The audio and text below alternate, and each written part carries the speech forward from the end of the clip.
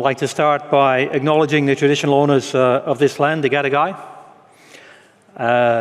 who are part of the Eora Nation, to pay my respects to their elders, past, present, and emerging.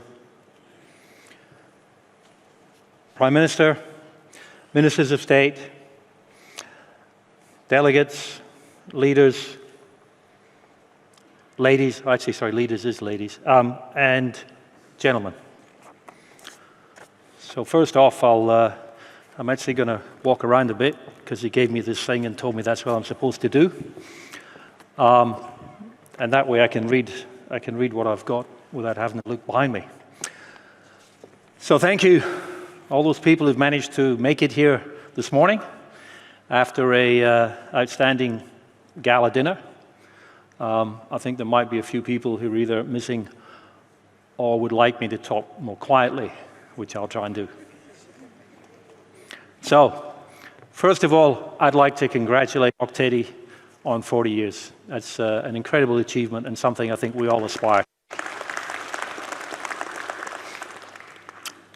And as hopefully I'll be able to show you, that's certainly something that we're going to aspire to. So, building the next world-class gold copper mine in Papua New Guinea. That's us, K92. And hopefully this is all going to work. So, our strategy is to realize and maximize the potential of the K92 project. Not the K92 mine, the K92 project. Extending the mine life by investing in exploration for our existing and for new deposits. We are the largest explorer in the country. 1 out of every 2 kina that is spent on exploration in Papua New Guinea is spent by K92. Focus on our people by focusing on our hiring and training of local community primarily, but also with Papua New Guinea. We're not to the same percentage as Octedi have got to yet, but we're running at about 94% of our people. And to transform K92 into a world-class Tier 1 gold mine through a series of expansions which have been primarily self-funded. As you'll see, in order to get to our Stage 4 expansion, which takes us to over 400,000 ounces a year, we've got almost zero debt. Almost zero debt. We have 60 million, but we have 120 million in cash right now. So we've taken every toya, every kina that we have earned, and we've reinvested it into the project. So that we're not paying interest, we're not paying debts to third parties, it's just going back into the project. So we're creating a lowest cost producer in the country, about half the average of the rest of the gold space, highly profitable, which the PM told me is a requirement of the mine, maximizing return to all shareholders, which again the PM was very clear that I should underline that one. Sustainable social development strategic focuses, so it's education, business development, joint ventures, sustainable development programs, infrastructure, and that training and development. And again, in relation to our sustainable development program, our Sustainable Livelihoods Agricultural Program was recognized by the Chamber yesterday, and our award was presented by the Prime Minister, and I'd just like to acknowledge our people in sustaining and developing. What a fantastic job they're doing. But you can never do enough, so you've always got to be looking to do more. So skills development and that strong commitment to local hiring, as I said. When we acquired the mine, which is on care and maintenance, in 2015, it had 100 people employed. We've grown that to 1,900 right now, and that'll grow over the next 12 months or so to about 2,400 full-time people. That's our own workforce and long-term contractors who are all our community people in their contracts and their projects, their joint ventures. And about 200 to 300 people at any given time on our exploration programs. As I said, we're the biggest explorer and we'll have a presentation on that tomorrow, 8:30, which of course you'll all be up early to see, I'm sure. And there's our breakdown of how we employ people. Female employment, major focus, and obviously one of our things is we want to be able to get our women underground, and that's something I know that the government are very supportive of and will see happen. Investing in the future, we see education as one of those major elements that we need to be doing. We're creating professionals, and I've got to tell you, we keep losing them. They're going to Australia, they're going to Fiji, they're going to New Zealand, and we see that as a success. That we've taken people from university and we've got them to the position where they're in demand around the world. They go overseas, and often they come back because PNG is home. And as we know, anyone from PNG can travel overseas, but you can't take PNG with you, they're going to come back. So we support them going, and we support them even more when they come back. Developing local business through joint ventures. Local procurement in 2023, 377 million, it's more this year. 88 million was paid in joint ventures, which are our local communities. And as you can see, that's been growing every year, and it will grow substantially in the coming years, as I'll show you with our expansion. And there's some of our community programs that we're involved with. As we said, training is a big one. Agriculture is another one. One of the key elements that's missing in that, I think, is coffee. And we had a discussion with the Minister of Coffee yesterday, and we've got a great idea for coffee from around our region. K92 Gold. Look for that coffee on your shelves in the not too distant future. The infrastructure tax credit scheme was obviously spoken about previously. This is a key element. This is something that is almost unique to Papua New Guinea, where we recognize that companies can actually do some of these projects very efficiently because they have got the people that can do it, and the government incentivizes us and provides us with funding effectively. We spend the money, we hopefully get it back from the government in due course in our tax credit scheme, and right now we're busy with our first project, which is the sealing of the Konkua Road, which is about a 24 million kina project. And as I'll show you with the presentation, with current prices and our expansion, we're looking at about 1.3 billion being put into that over the next 10 years.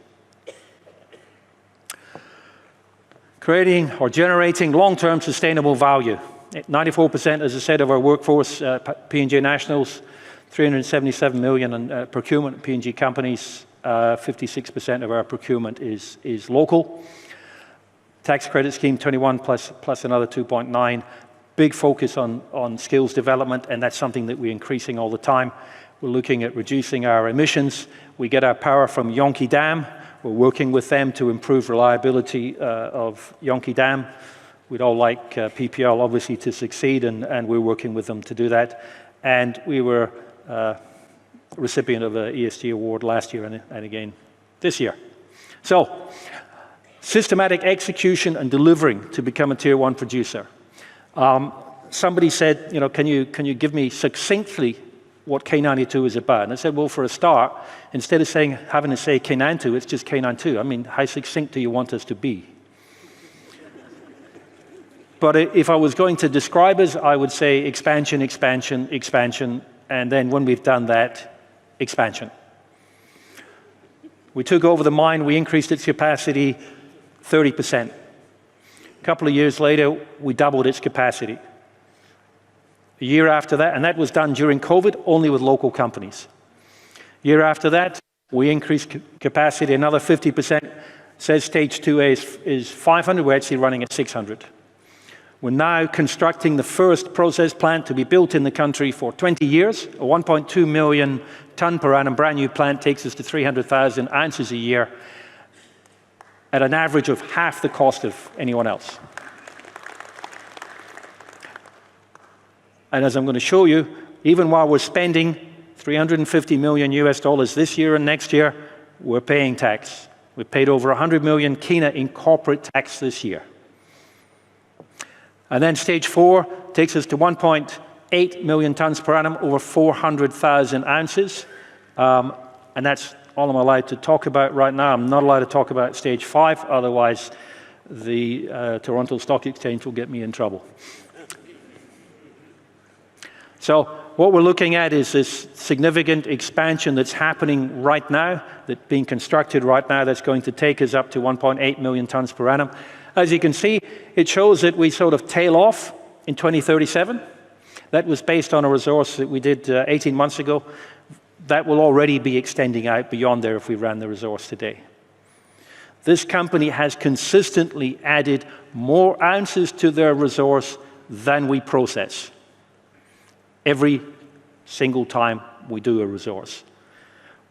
And at the same time, the cost of finding our resource is about less than a quarter of the industry average, even though people will tell you that exploration in Papua New Guinea is very expensive, and certainly we have to have a few helicopters.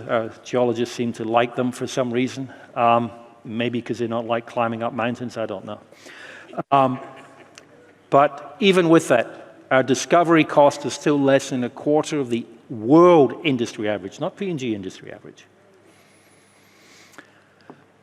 Life of mine production, as you can see, we get up to almost 500,000 ounces a year.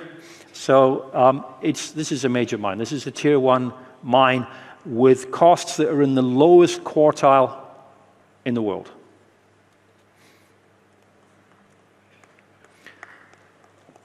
This is just a little video. Some drone footage just taken just over a week ago of the construction. Right-hand side there, you can see our existing plant. This is a new plant being built. As I said, the first one in 20 years that's being built here. $350 million US this year and next year that we are investing in our expansion. And this is a really, obviously, exciting time for us. And this is just a step. This is stage 3. We've still got stage 4 coming after this, which is another 50% increase in our throughput. Primarily internally funded. We've been in country now for 9 years. There is not a cent toya of dividend that has been paid to our shareholders yet, but we're a taxpayer, et cetera, and we're a reinvestor in our projects. We're an underground mine, an unusual underground mine, and you go up into the mine, which is a concept a lot of people have difficulty with underground mines. You go down into the mine, we actually go slightly up into the mine. It's a great thing about having mountains. If you're in the valley, you've got to go up.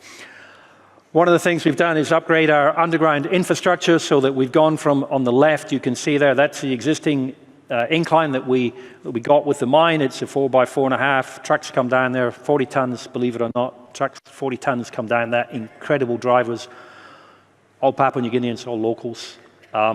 We should get them out on the roads because they don't hit things there. There's an idea for a training program. David, take the note. And now we've put in the twin incline, 6x6.5, and next to it is a 5x5.5. Now we're talking about 70-ton trucks, 30 kilometers an hour coming out. Dramatic reduction in just your costs of handling material. We've put in the largest raise bore ever done in Papua New Guinea. We're just busy putting in an even bigger one. That is a 5-meter diameter, 240 meters raise bore. The machine itself, we looked at getting contractors in, and contractors being contractors, mobilization was almost the cost of the rig. Demobilization meant they actually made money on it. So we went out and bought our own and just brought a contractor in to train our people up so that we can do this. 5-meter diameter. There's our ventilation, there's our transportation of materials. And as I said, it's a mine that you go up into. It's an underground mine that you go up into. Twin incline now coming in the bottom gives us access to the entire deposit, and we have slowly but surely increased its size, going to the south, increased its size at depth. So when we look at stage 4 at $2,500 an ounce, and I'm sure everyone knows that gold is a little bit better than that, we look at what does that mean? In terms of the production run rate, we're going from 120,000 ounces next year, and by the way, this year we've done a lot more than that. It's a record year for us. We're going up to 414,000 on average. 480 about is our peak. When we look at the economic impact in that per week, we're going from 26 to 72 million kina a week. And if you look at the take of government in terms of at that run rate, that's well over 20 million kina a week. That should certainly cover a few things for government. Capital investment in exploration and expansion. We spent 1.7 billion kina so far, and we've got 5.4 billion that we'll spend until 2037.